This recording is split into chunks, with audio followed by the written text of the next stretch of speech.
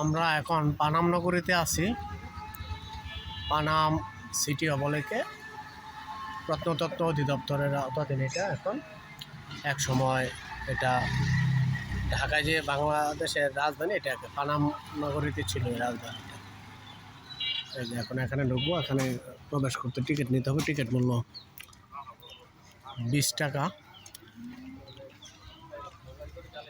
এটা টিকিট করছে কে নাই? টিকিট নিতে হয় না? বাচ্চার তো লাগে না? হ্যাঁ, আরো লাগবো? ওই তো এখানে এটা কত দূর কি আছে? যাও, দাঁড়া দাঁড়া, কোথায় টিকিট আছে? ওখানে এই সামনে হলো টিকিট কাউন্টার। দেখি আমরা এখানে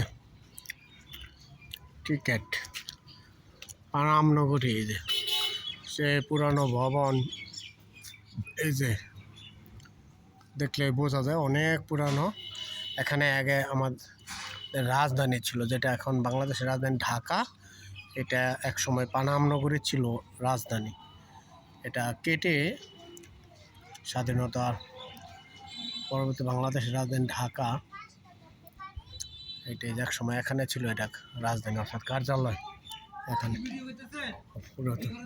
করা যাবে না? আচ্ছা, জানতাম না তো, এই জন্য করছি আমরা।